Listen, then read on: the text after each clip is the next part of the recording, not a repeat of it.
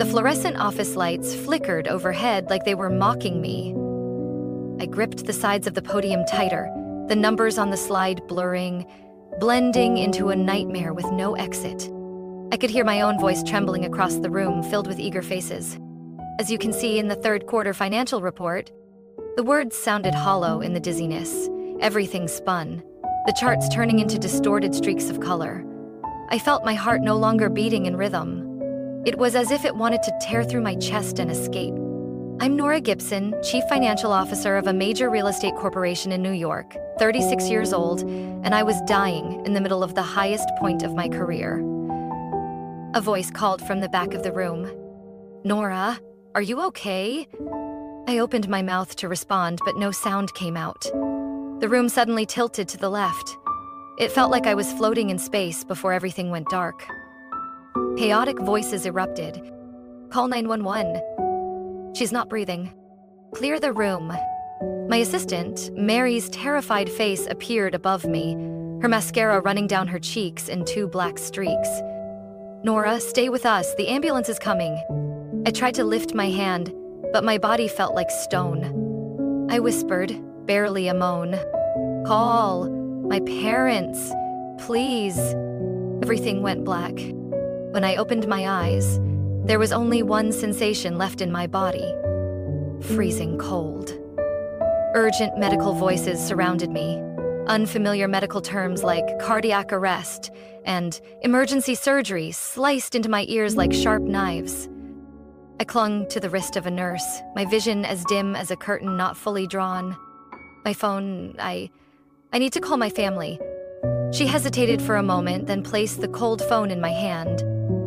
I dialed my mother, straight to voicemail. I tried my father. Nothing.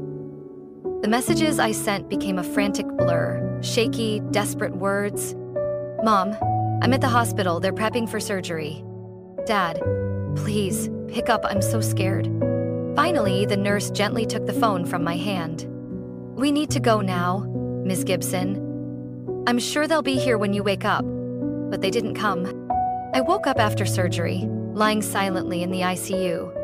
The steady beeping from the heart monitor played a dull, lonely tune. Mary had left a note on my bedside table saying she'd return in the morning, but the hospital only allowed immediate family after visiting hours. Family? What a joke. At 3 a.m., the night nurse softly adjusted my IV. "Your mother left a voicemail," she said gently. "Would you like to hear it?" I nodded, a faint hope flickering in my aching chest. My mother's voice came through, as cold as ice. "Nora, we got your messages, but your dad and I can't come right now. Emily's having a meltdown over the color they painted her new apartment. You know how sensitive she is. If she feels better tomorrow, we'll stop by. Love you." I turned away, tears sliding down my face. The nurse looked at me with pity. "Would you like me to call someone else for you?" I wiped my tears with the back of my hand. My mind flashed back to last Christmas when I'd quietly paid off Emily's $55,000 credit card debt. My mother hadn't even looked up from Emily's new handbag. "Thanks, Nora. You're such a good daughter." "Good? Good enough to be left alone in this cold hospital?" I inhaled deeply. "Could you hand me my phone, please? I need to call my lawyer." The nurse looked surprised but handed me the phone. My fingers no longer trembled as I dialed. "Lucas, it's me. Come here now. Bring all the documents I asked you to prepare. I'm in the ICU. And no, my family isn't here. That's exactly why I'm calling." I stared at the ceiling. The heart monitor beeped slowly, but now its rhythm was unfamiliar. Resolute. I thought I was used to my family's coldness, but that night, in the empty ICU, I realized I was wrong. I had never gotten used to it. I had only tried to. My phone buzzed at 4 a.m., a voicemail from my mother. I hesitated for a few seconds, then pressed play, clinging to a foolish shred of hope. "Nora, it's Mom. I just talked to Emily. She's really upset. The mint green paint in the living room made her cry all night. You know how sensitive she is. I know you're not feeling great, but our family is going through a tough time. We'll try to stop by tomorrow if things settle down. Rest well. Love you. I froze. It wasn't the voice of a mother worried about her daughter who had just undergone heart surgery. It was a tone filled with pity for Emily, my 24-year-old little sister, who was distraught over a paint color. I let out a dry, hollow laugh, sounding like something inside me finally cracked. Mary returned in the early morning, quietly placing a coffee cup on my bedside table without saying much. Maybe she knew there were no words that could patch the emptiness inside me right now. "You have another message from your mother," Mary whispered. I didn't bother reading it. I knew it would just be the same shallow words. The hospital now felt like a cheap theater after a bad play, only me and the soulless machines remaining. I remembered last Christmas, writing a $60,000 check to clear Emily's debt. My mother hadn't even looked up from Emily's leather-bound photo album. Everyone just told me, "Nora, you really are the good daughter." I wasn't the good daughter anymore. Beside my hospital bed, I asked Mary to call Lucas again. "Bring all the paperwork, I need you immediately." The words came out like a breath, not a single hesitation. I had spent 36 years carrying the family's burdens. Enough. When Lucas arrived, his dark suit clashing with the sterile white lights, I barely glanced at him. "You know what to do, don't you?" "I know," he replied, his voice lower than usual. "But are you sure?"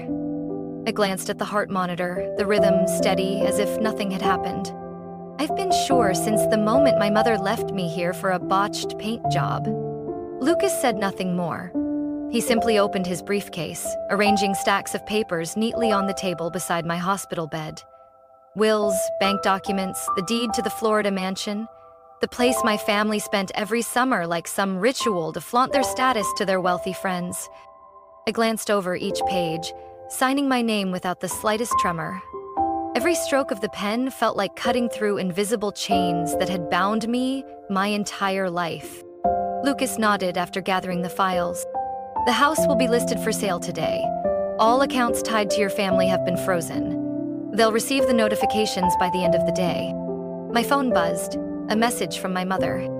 Emily picked the paint color, dark olive. "Crisis over. How are you feeling, Nora?" I handed the phone to Lucas. "Take a look." He read it, letting out a long sigh. "Unbelievable." I smirked. "Watch what I do next." I opened the family group chat. The messages were still flooded with photos of Emily posing in front of her freshly painted wall, along with a painfully long caption about her struggle to find her personal identity through the color of her living room. My fingers flew across the screen. "Still in ICU after emergency heart surgery. Thanks for asking. Super glad olive won over mint. Totally worth missing your daughter's near-death experience." Lucas looked at me, a mix of admiration and worry in his eyes. "You know how they're going to react, right?" I placed the phone face down. "Let them react. They've lived in their bubble long enough. Time to pop it." The phone lit up non-stop after that. Messages from my mother, my father, Emily, all exactly as I predicted. "Nora, don't make a scene. The doctor said you're stable now." "Seriously? Why am I getting dragged into this?" I leaned back into the pillow, staring at the blinding white ceiling. "Keep going, Lucas. We're not done yet." Lucas didn't need much time to complete everything I requested. He was the only person I trusted enough to untangle the knots my family had tied around my neck for 36 years.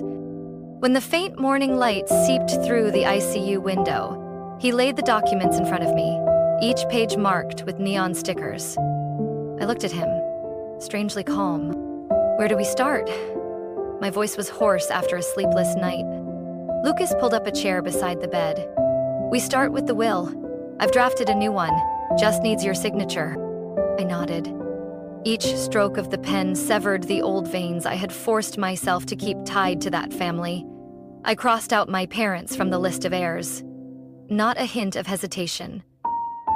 "Next are the accounts you've been using to support Emily financially. I've listed every monthly expense here. They'll be shut down once you sign." I looked at the numbers, Tuition payments, car purchases, credit card bills, even the rent for Emily's latest apartment. All quietly paid by me in exchange for hollow messages like, "Thanks, sis." I signed without flinching. Shut it all down. Lucas studied me carefully. "Are you sure? This is going to hit them hard." "Let it hit them," I replied flatly. I've spent my whole life afraid of disappointing them. Now, it's their turn to know what it feels like to be left behind. I turned to the window. The city skyline was painted in soft orange hues of dawn. New York never sleeps, but I wasn't asleep anymore. Not in the way I used to be. Lucas flipped through the files. "Lastly, the Naples villa. Your family's using it this summer. Want me to list it now?" I gave a faint smile. "What do you think?" "Of course now. They've always assumed it was the family's. Time they learned the difference between ownership and illusion." Lucas nodded, his eyes reflecting an unusual sense of empathy. He knew me too well. He had seen me endure, carry the weight, retreat every time I got hurt. What he saw now wasn't the same woman he once knew. My phone buzzed nonstop. My family had surely read my group chat message from last night. I didn't bother to check. I no longer needed to hear their empty excuses or meaningless blame. Lucas stood, gathering the documents. "I'll send the official notice to them by the end of the day. Do you want to include a personal message?" I stayed silent for a moment, then shook my head. "No need. The documents will speak for themselves." Lucas packed up his files, glancing over at me, his eyes softening. "Nora, do you realize you're finally doing the one thing you've avoided your whole life?" I opened my eyes and looked straight at him. "You're wrong. I didn't avoid it, I just wasn't ready. Now I am." Lucas gave a sad smile I understood all too well. "All right, I'll do my part. But, Nora, brace yourself for the storm." I didn't respond. I was ready for the storm. This time, I would be standing at its eye, no longer swept away. After Lucas left, I allowed myself to lie back on the bed, listening to the clear, steady sound of my own heartbeat in my chest. Excuse for anyone. Not to hold anyone up. Simply, for me. 3 days after surgery, they finally showed up. My mother entered the hospital room as if she were walking into an upscale brunch in Manhattan. A Hermes scarf wrapped around her neck, holding a lavish bouquet of white flowers. Her makeup so perfectly done it dulled the cold ICU lights. My father trailed behind her, his face twisted in discomfort like he was being dragged into a dull business meeting. My mother rushed in, eyes scanning the room, scrunching her nose. "Oh, Nora, the lighting here is just terrible for your skin." I let out a dry laugh. "Almost dying tends to have that effect, Mother." My father cleared his throat. "Come now, princess, let's not talk like that. We're here now, aren't we?" 3 days later, I corrected. 3 days. But who's counting, right? My mother pretended to arrange the flowers, trying to act casual. Emily really wanted to come, but she's still dealing with the contractor. The kitchen ceiling was done wrong. She cried all morning. I pressed the morphine button, not for the pain, but for patience. "So, where is Emily?" My father glanced around, like she might pop out from behind the curtain. "I'd guess she's posting an Instagram story about the ceiling," I replied. My mother froze for a split second, but quickly regained her fake composure. "Nora, you know how sensitive Emily is. She's been beside herself worrying about you." I raised an eyebrow. "Really? Funny, I haven't seen that in her messages or voicemails. But I did see lots of ceiling pics, paint colors, and her self-discovery journey through crown molding." Aaron turned to face him. My father coughed lightly, avoiding my gaze. "Princess, maybe you're overreacting a little." I couldn't hold back the cold laugh. Overreacting? I almost died. My mother opened her mouth to speak, but the door swung open. Lucas walked in, his dark gray suit cutting through the stark white room like a sharp blade. He carried a thick folder, his face expressionless. My mother immediately plastered on her fake smile. "Lucas, darling! So lovely to see you. Are you here to check on Nora? She needs friends like you around." Lucas returned a polite smile. "No, Mrs. Gibson. I'm here today as her attorney." My mother's face visibly paled. My father leaned forward, his smile faltering. "Attorney? Nora, what is this?" I calmly opened the folder Lucas handed me. The documents I signed 3 days ago, including my new will, removal of both your names from the list of heirs, the freezing of all accounts linked to Emily, and the paperwork to sell the Naples villa. I paused just long enough to see my mother's face freeze like wax. My father stared blankly. "The house. But this summer, we made plans. Not my concern anymore." I cut him off, my voice as flat as a frozen lake. My mother clutched her chest, eyes wide. "Nora, you can't be serious." I placed the pen on the table, looking directly at her. "You think I'm joking? When my heart stopped beating and not one of you cared?"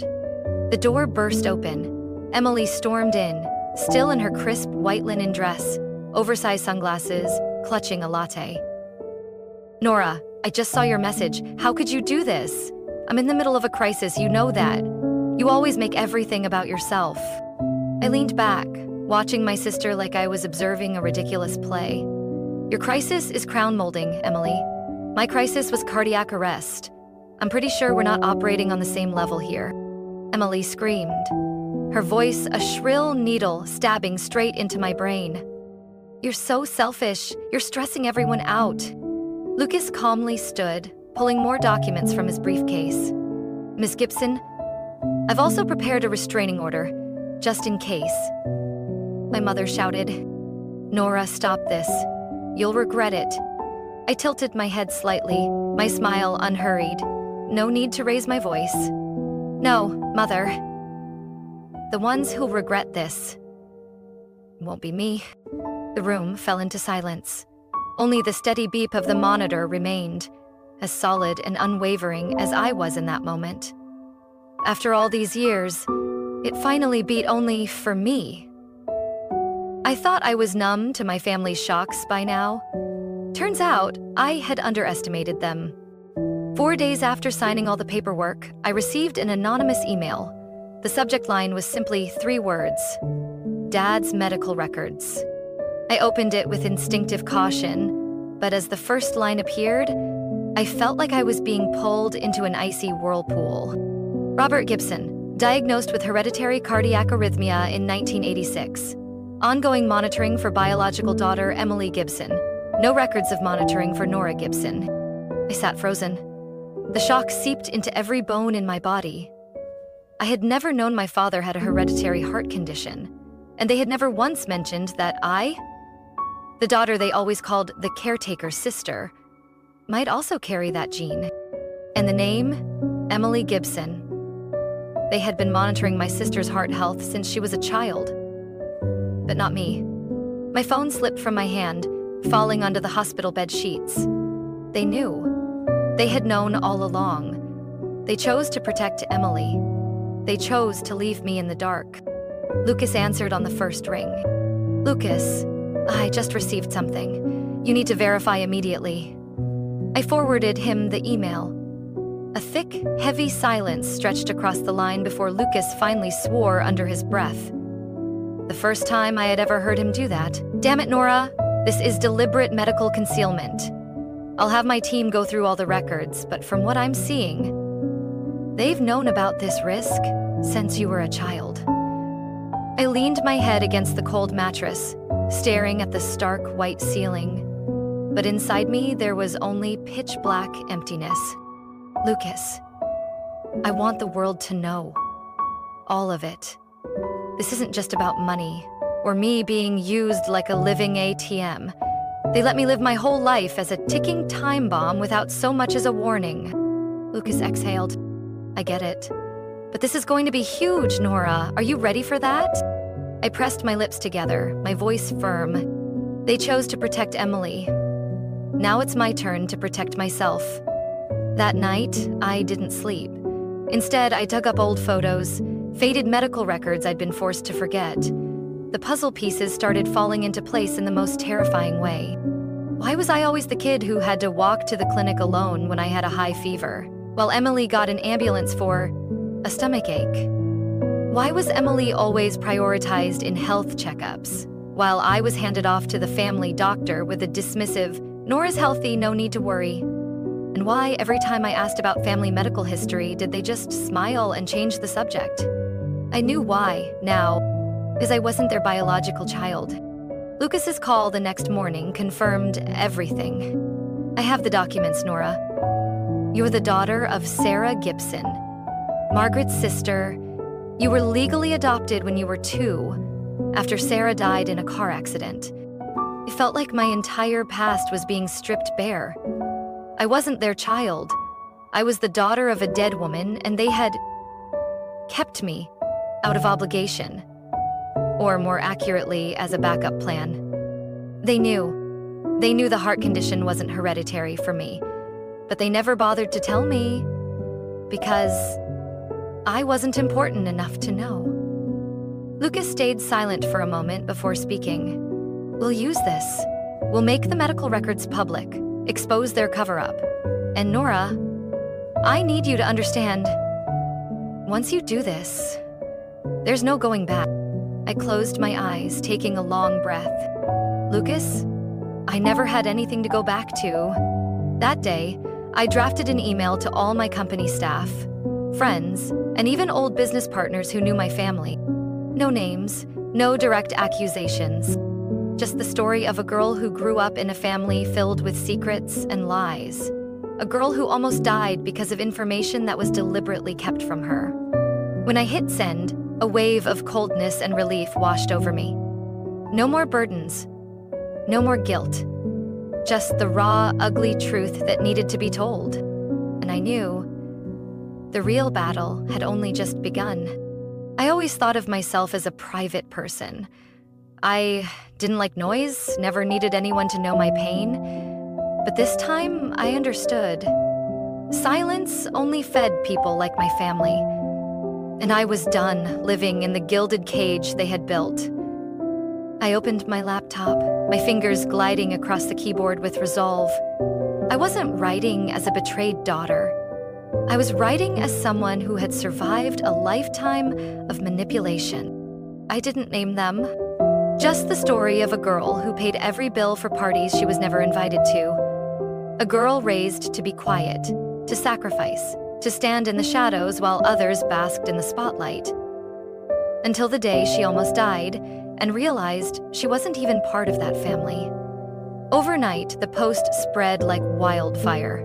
The comments flooded in, thousands, then hundreds of thousands of people sharing the story.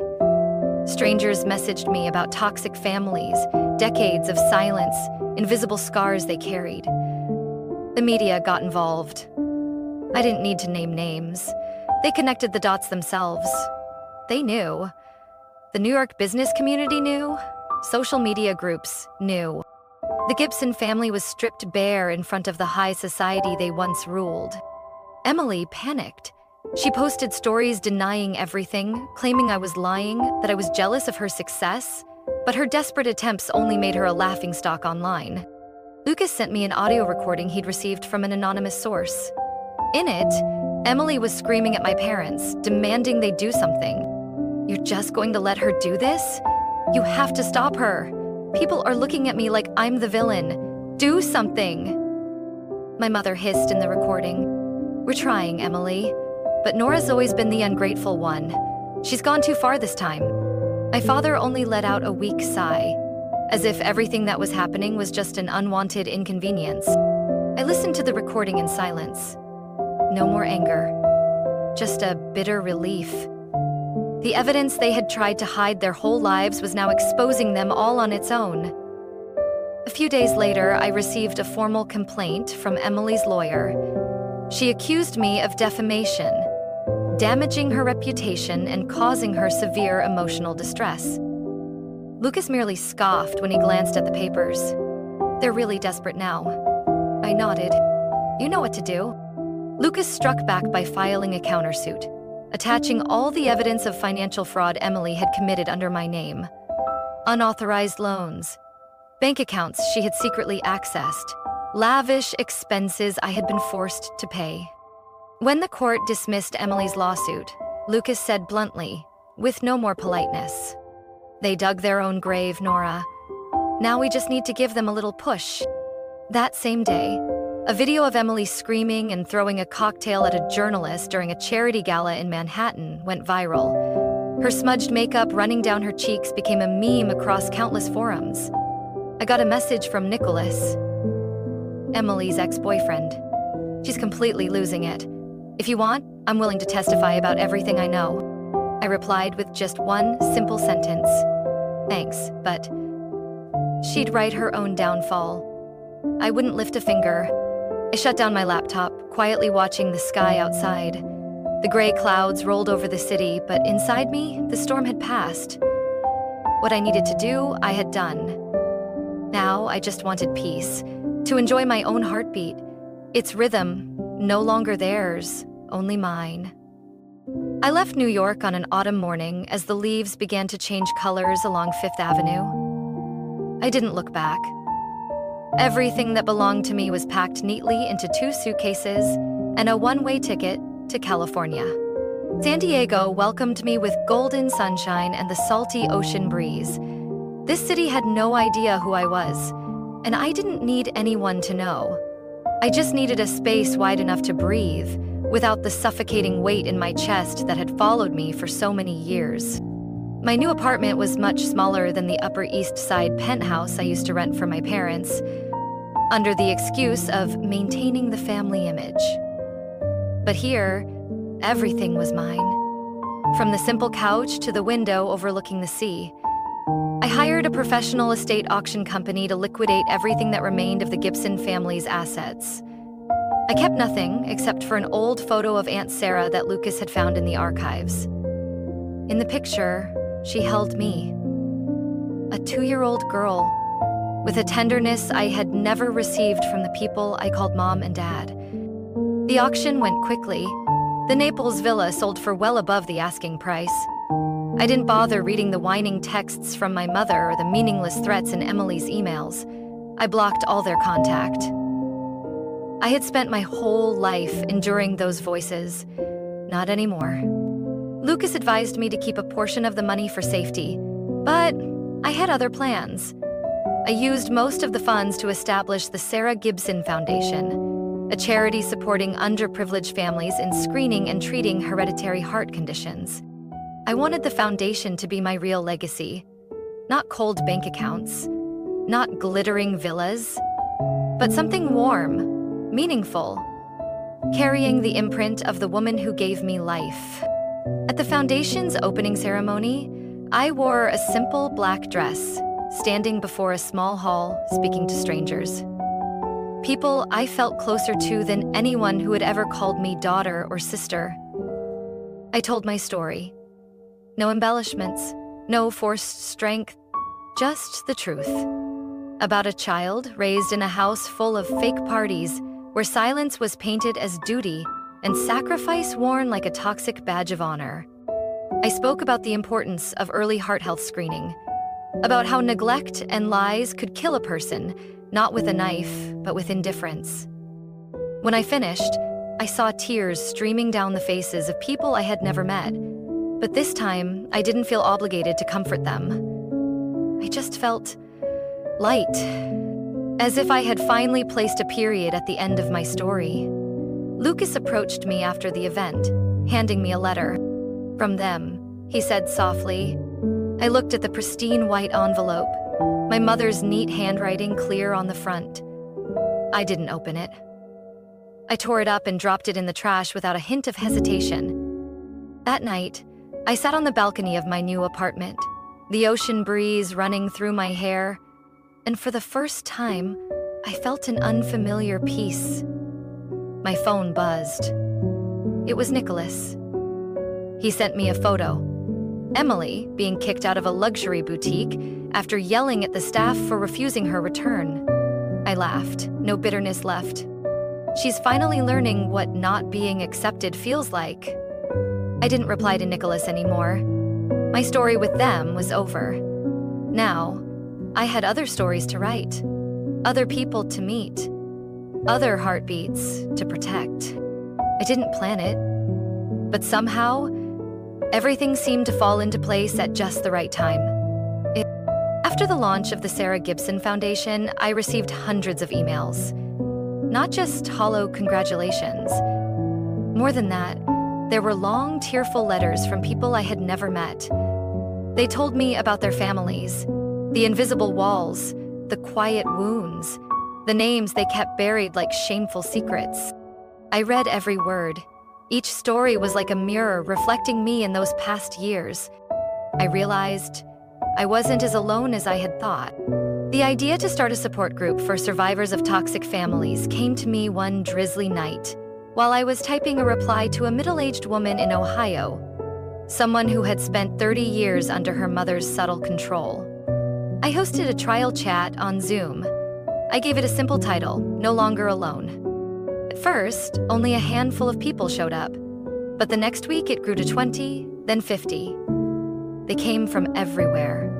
Teachers, lawyers, nurses, retail workers, students, all with one thing in common. They had been suffocated by their own families, forced to sacrifice themselves to keep up the perfect family facade. The first session ended in silence. No one wanted to leave the virtual room. We just sat there, looking at each other, breathing. I finally understood what it meant to be quiet, and not afraid. I officially founded the support group and named it Reclaim. We met regularly once a month, initially online, then slowly moving into small in-person gatherings in San Diego. There was no curriculum, no preaching. We just shared, just listened. And that alone started to heal old wounds. I met women brave enough to sue their parents for financial abuse. Single fathers who admitted to being manipulated by their ex-wives for over a decade. Young women who finally said no to parents who used the excuse of family to control them. Each story was a small flame. Together, we became a wildfire. The media began writing about our group. They called us the silent wave breaking the silence. I didn't care about the labels. What mattered to me was that every day, more people escaped the invisible prisons they used to call home. Lucas attended one of our meetings, standing quietly in the corner as an observer. After the session, he walked over to me, his eyes soft as the breeze. Nora, you know, I've never seen you shine like this. I looked at him, tilting my head with a smile. Maybe because this life is finally mine. That night, I wrote a new blog post, but it wasn't to expose anyone, not to unveil any more truths. I wrote it for those still sitting in the dark, too scared to step out. Family isn't a place where you have to shrink yourself, swallow your tears, or wonder if you're enough. Family is where you get to breathe. And if your blood family doesn't let you breathe, you have the right to leave. I hit publish and turned off my phone, not waiting for feedback. Not afraid anymore. Outside, the city lights of San Diego shimmered like living veins. I stepped onto the balcony, letting the wind toss my short hair. I had chopped off the long hair my mother always forced me to keep for the sake of femininity. I had also deleted every contact that had ever made me feel small in this world. And that was enough. I didn't look for news about them anymore. But the news still found me. 3 weeks after Reclaim was praised by the media as a quiet awakening wave, an old colleague sent me an article. A photo of Hazel, standing in the middle of a shopping mall, hair disheveled, clutching a suitcase, being escorted out by security. She screamed at the paparazzi. "You don't understand. I'm Hazel Gibson. My family is..." Her sentence was cut off by camera flashes and mocking laughter. I didn't feel pity, not even anger. I just sat still, watching the image as if I was looking at a stranger in a cheap movie. Hazel used to have it all. Brand ambassador contracts, red carpet events, live streams with tens of thousands of viewers. But now, she was left with the ruins she built herself. I heard from Lucas that Emily tried to sue me again, this time accusing me of causing severe emotional distress and disrupting her career opportunities. But the court didn't even bother to hear the case. It was dismissed within 3 days, accompanied by the judge's remark that it was a desperate, baseless attempt. Lucas sent me the court recording. In it, Hazel was screaming, her voice cracking. "He ruined my life. People are calling me a fraud, a parasite. You have to help me." But no one helped Hazel. No one was left. The Gibson family collapsed faster than I expected. My father was forced to resign from the board of directors of 2 real estate companies where he had once sat as an honorary member. My mother was removed from the organizing committee of prestigious charity events in New York after the stories I shared on my blog were cross-checked, with internal documents provided by her former friends. All the masks they had carefully built over 3 decades shattered in less than 3 months. Friends distanced themselves. The press dug deep into financial secrets, shady relationships I never thought I needed to uncover. But now, the community did it for me. They exposed everything my family had tried to hide. Mountains of debt, investment fraud, fake charity funds. I didn't have to do anything. They destroyed themselves. I heard my mother had to sell the family's heirloom diamond ring. The one she always declared was the Gibson women's legacy, just to pay rent. And Hazel? She wandered through second-rate events, clinging to old connections no one cared about anymore. A photo of her drunk, mascara running down her face, yelling at staff at a small event in Brooklyn went viral. The most popular caption? From Instagram queen to failure princess. Someone messaged me asking how it felt to see them like that. I answered with just one short sentence. I feel nothing. And that was the truth. I didn't feel anything anymore. No satisfaction, no vindication, no pity. Lucas suggested I countersue them for the emotional and financial damages they had caused me over the years. I just shook my head. No need. They're already facing the consequences. I had chosen my path, a path with no traces of them. I didn't need to go back to pick up the broken pieces they had left behind. The day the Sarah Gibson Foundation reached its milestone of funding its first 100 free heart surgeries, I hosted a small party. No prestigious guests, just the people from Reclaim, those who had dared to step out of the massive shadows of their families. We raised glasses of juice, no alcohol, no fake elegance, and laughed. "We live for ourselves now," said a woman in her 50s, her eyes glowing with pure joy. I smiled, nodding, and that is something they'll never have. They had once labeled me everything: the perfect daughter, the model sister, the obedient heir, and finally, the backup daughter. I had lived my whole life under those names, like a heavy coat forcing me to bow my head. Now, when I looked at myself in the mirror, I no longer recognized any trace of that girl. My hair was shorter, my smile lighter, and my eyes no longer searched for approval from those who never truly saw me as family. The day I officially changed my legal name, erasing the Gibson name entirely, keeping only Nora Sarah, I stood in front of the San Diego County Court, paperwork in hand, and Lucas asked if I was sure. More sure than ever, I said. I'm no longer the Gibson heir. I don't need to be anything other than myself. My hand signing the papers didn't shake. I walked out of the courthouse with a freedom in my steps I had never known after years of being dragged down by invisible chains. I rented a small studio near the beach. On weekends, I drove myself to the mobile clinics funded by the Sarah Foundation, helping provide free screenings for low-income families. I wasn't a CEO. I wasn't a spokesperson. I was just someone sitting next to them, listening to their stories about chest pains they had been afraid of, doubts they had never dared face. I taught them how to ask questions, how to demand their rights, how not to stay silent. And every time I left, I felt a little more healed. I no longer kept photos of the Gibson family, nor did I keep gifts from Emily or my mother. I returned everything that had ever symbolized control, obligation, or emotional debt. I didn't need them anymore. Now, The things I kept were photos with the Reclaim group, notebooks full of scribbles from our meetings, thank you cards from families whose lives were saved thanks to the screening program, and a ring, Aunt Sarah's ring, the one Lucas helped me buy back from a stranger. I wore it as a quiet reminder that I was her daughter, and my own. On my 37th birthday, I didn't throw a party. I only invited a few new friends, the old support group and Camila, the one who had been by my side from the very beginning. We had dinner outdoors under warm golden string lights. No toasts, no speeches, no flowery words. Just soft laughter, gentle shoulder touches, everyday stories from people learning how to live for themselves.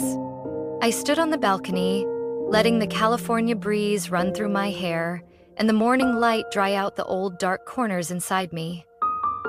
The sea in the distance still roared like the slow, steady breath of someone who had finally learned to live for themselves. I didn't look back. I didn't need to close any doors. The past closed itself, quietly, like the things I had chosen to leave behind.